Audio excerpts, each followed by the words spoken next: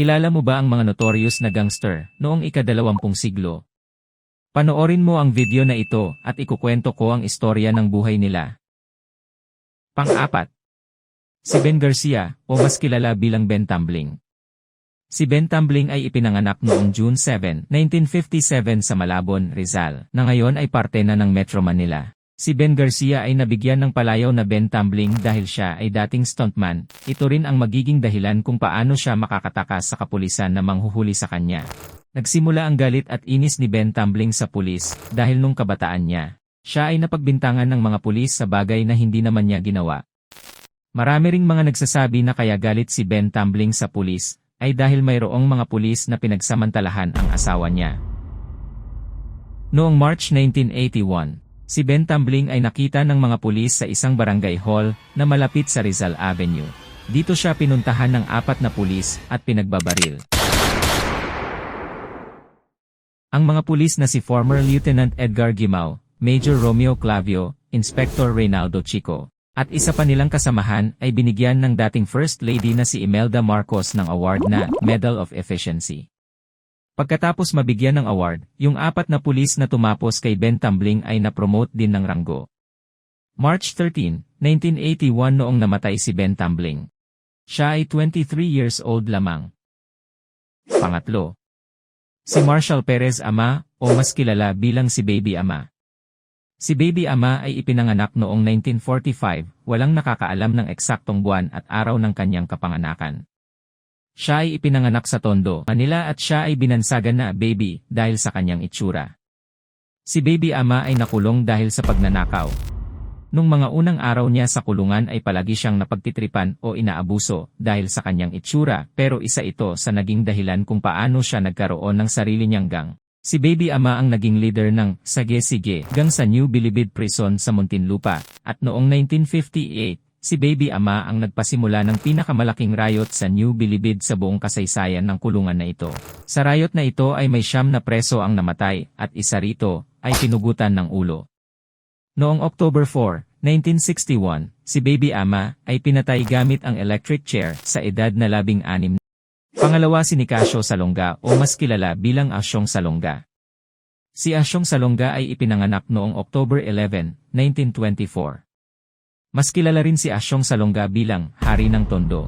Isa siya sa mga pinakasikat na gangster sa buong Pilipinas, kaya naman ang buhay niya ay maraming beses nang isinapelikula mula noong 1961 na pinagbidahan ni Joseph Estrada, noong 1977 na pinagbidahan ni Rudy Fernandez, at noong 1990 at 2011 naman na pinagbidahan ni E.R. Ejercito. Si Asyong ay kinikilalang public enemy ng maraming taon. Siya ang leader ng grupong Angustagang na may 12 miyembro. Ang grupo ni Asyong ay may 4 na hideout na meron sa Tondo, Binondo, Quiapo, at sa Pier. Si Asyong ay konektado sa mga ilegal na pagmamay-ari ng baril, pagbebenta nito, pagpatay ng tao, at ang pangungulekta ng malaking halaga ng pera sa mga businessmen. Noong 1951 ay nakulong si Asyong dahil sa kanyang pamamaril sa isang British executive. Noong taon rin na yon, ay binaril siya ng kanyang kasamahan pagkatapos ng isang mahabang gabi na puro pag-iinom. Pinaniniwalaan na si Ernesto Reyes at Joe David ay konektado sa kalaban ni Asyong na si Carlos Capistrano o mas kilala bilang Totoy Golem. Noong October 7, 1951, namatay si Asyong Salonga dahil sa pamamaril ng kanyang kagrupo.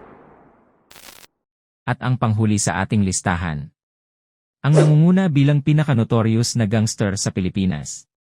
Walang iba, kung hindi si Leonardo Manicio, o mas kilala sa alias na Nardong Putik. Si Nardong Putik ay ipinanganak noong March 25, 1923 sa Dasmariñas, Cavite. Siya ay nabigyan ng palayaw na Nardong Putik dahil meron daw siyang anting-anting na nagpoprotekta sa kanya. Kaya naman kapag nagtatago sa mga kapulisan, ay nagtatago siya sa putik, kasama ang mga kalabaw at hindi na siya nakikita ng mga pulis, kaya't maraming beses siya nakatakas sa mga ito. Ayon sa Philippine Constabulary, si Nardong Putik ay sangkot sa iba-ibang kaso, mula sa illegal possession of firearms, pangingidnap, armed robbery at murder. Isa sa mga kinasangkutan ni Nardong Putik ay ang Maragondon Massacre noong 1952 kung saan ang mayor, hepe ng pulis, at ilang mga pulis ay pinatay gamit ang kutsilyo.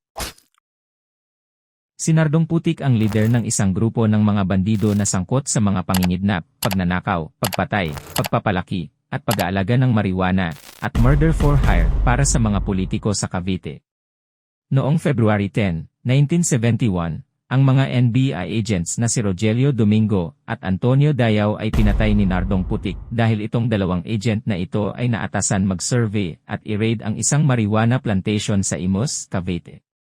Pero ang marijuana plantation na ito ay protektado ni Nardong Putik.